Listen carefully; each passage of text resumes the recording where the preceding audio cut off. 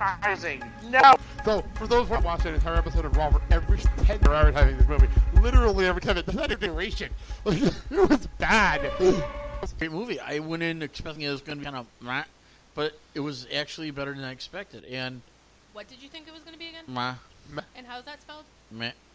It's Is it meh and M-H or something else? I-H. Meh. Anyway, continue. And it was better than I expected, and it had a lot of twists and turns I'd never seen coming.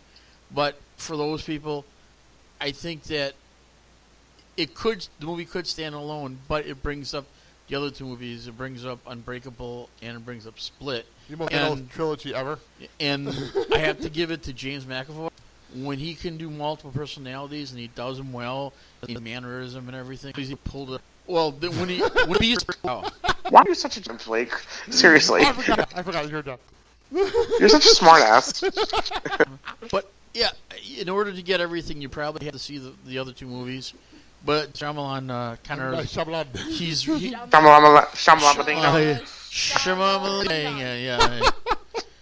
No, he's kind of like Al Cock. He does cameos in each of his movies.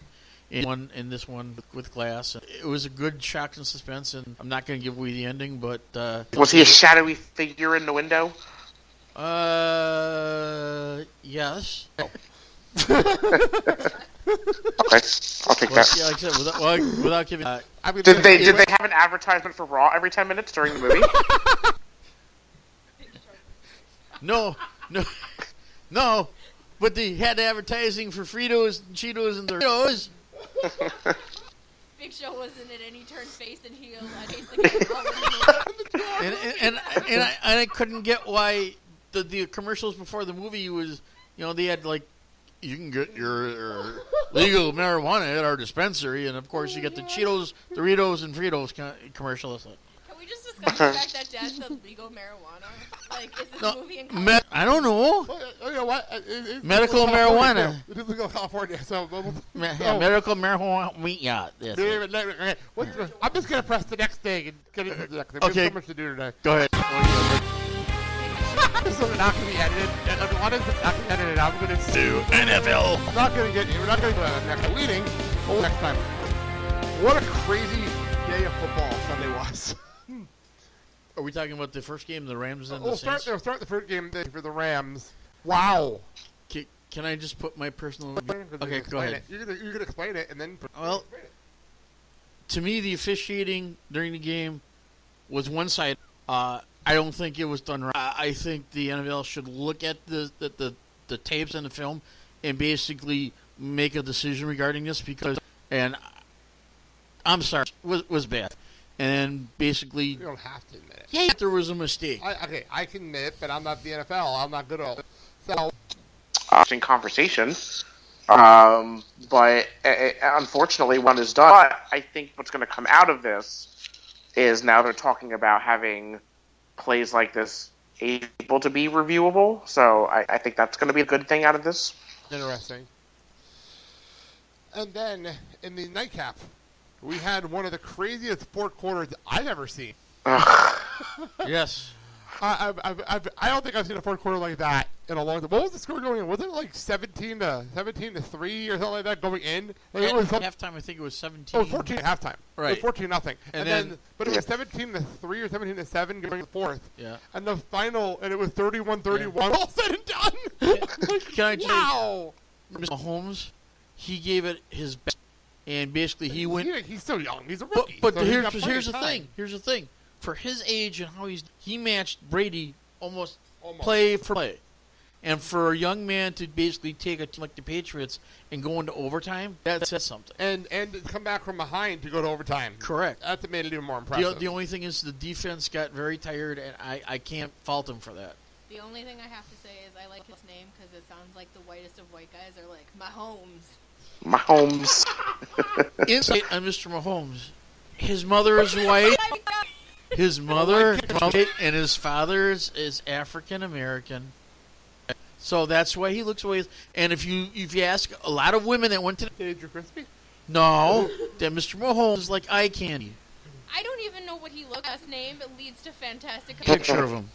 I don't want to Google him. That's what. Married? That's what she said. I don't think she's married. No, I know.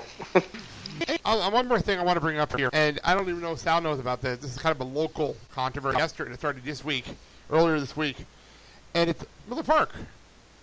The naming rights of Miller Park. Have you heard about this one yet, Sal? No, this is the first time I'm hearing about it. So it broke sometime Tuesday. Mm-hmm. That Miller Park will be changing. Well, the Miller Coors had lost the naming rights to Miller Park, and they're going to be renamed after the American Family Insurance in 2021. Yep. Who? American Family Insurance. Who? There you go. It doesn't matter. American Family Insurance. I'm assuming they're local. Well, see, here's the thing. There was a lot of people pissed, and I don't blame them actually here. I don't blame them on this one. Here's the thing: when Miller went for the naming rights for the new stadium for the Brewers, they basically made a deal with them saying you can only serve Miller products and no other beers, no Anheuser-Busch, nothing, all Miller. And the brewer said, "Hey, no problem, pay us what we want for the naming rights," and he did. And all of a sudden, Miller Coors is having financial difficulty, and the brewer just basically be tied down to one type of beer. So they put the naming rights up for sale, and American Family. Oh, that's expired. It expires after next season. Right, but yeah, Miller Coors didn't want to, order them again because they got financial issues. Go figure that. A beer company with financial issues. Yeah, right. Can we just discuss the fact that there are people that still call it County Stadium? No, my new name for it is Sellout Stadium because the Brewers are going to sell out to whoever has the most money. You know what? And Sal, you'll understand this one. How many years did we have problems calling the Continental Airlines Arena? Because it was the arena for so long. Mm-hmm. And what about even now with MetLife? I still call it Giant Stadium. It's still Giant Stadium, even though it was never Giant Stadium, but it's still Giant Stadium. It's like we stopped calling it the Meadowlands Arena. It just started. Oh yeah, that too. People are gonna call it whatever they want to call it. So just if the Brewers have the money now, let them have the money. Because now here's what American. It doesn't matter. It's the name. It doesn't change the team. Right, but here's what American Family's going to say too on their commercials. American Family, proud sponsor of the Brewers. Okay. And then they're going to plug the insurance. Who cares? That the Brewers, Who More cares? importantly, I'm glad I don't have American Family Insurance because I'm pretty sure my premiums would be going up. Oh, yeah, you think? Oh, there you go. Mm. And your coverage? Well, I'm sorry, but tell you. All right. So to quote Ariana Grande, thank you, next. All right, thank you. Awesome. You all deserve this. Under the sea. Get liquor. Mendo. Because Stone Cold said so. That's so ratchet. I'm the only one who like girl. Lana is the best. Lana number one. Listen, because I'm a catamaran. All right. It is a huge weekend in wrestling world, which is maybe the Mandy's here because it's a snow day. I said, come join it for your favorite weekend of the year. This is WrestleMania, guys. Yes, Mandy's Rumble weekend, and we'll get into everything Rumble weekend in a couple of minutes. First things first, I wanted to address a couple of the big rumors that have been floating around for the last couple of weeks, and that would be the Revival. Mike Bennett and Maria Kanellis have requested their. This is right to the AEW after our last show. The Bennetts are saying they did not do this. The Revival is not denying things. The Revival are also just got a very bad weird outing on Raw this week. It looks like a feud with Kurt Hawkins and Zack Ryder. I didn't think I'd say that in 2019. That's happening. Your thoughts on this situation, Bruin Dad? Everyone's saying one thing and they're predicting it. I don't know if they're contradicting it to basically them or not, but if they leave, they leave. If they don't, I haven't seen a lot of Mr. and Mrs. Kanellis on. They've been on 205 Live. Like I said, you really don't see a lot of them. Because they're on 205 Live now. I well, Mike Bennett went from going up, and then Maria got pregnant like a month into their in Denver here, and then he was literally the dark match for a SmackDown for like a month live. And now then they actually started saying, why haven't we been on TV for the last 5 weeks? Yeah, there you go. That's actually the storyline. And they still haven't been on TV since that happened. So Maria, who the father is? Really? Yeah. No, we're not going there. Okay. We're not going there. Okay. So, all right. What are your thoughts? it is what it is. I guess, we'll see. With Revival, it's a weird situation. Their contract expire for like another year, I think. So it's a weird situation with them. The other thing I heard too is that AJ Styles is going to, or he wants to go to All Elite Wrestling. No, that's not true. That's not true? That's not true. It's contract soon, but I haven't heard that at all. That's the other I thing. haven't heard that whatsoever. That's the other thing that's floating around. There's a lot of things floating around with AEW. There's people that saying Shinsuke Nakamura wants to go to AEW. Like, I'll believe it when I see it. I'll believe it when I see it. Mandy brought up something I'm not sure who came up on the last show, so I'll bring it up now. Crack controversy is still in effect. I know we had Ricochet was stuck in one of those for a long time, and Phoenix was stuck in one of those for a long time. Ivelisse is in the middle of fighting her contract. Honey, I'm going to bring this up, so your thought Ivelisse's issues to lose under our contracts. I just want to say that by them keeping her, nothing good is coming from it. It's not like she is the main of that show. At one time she was. I feel like she could be better utilized elsewhere, whether it be All Japan, whether it's NXT. I ideally would love to see her on NXT. Come back home to NXT. And wow.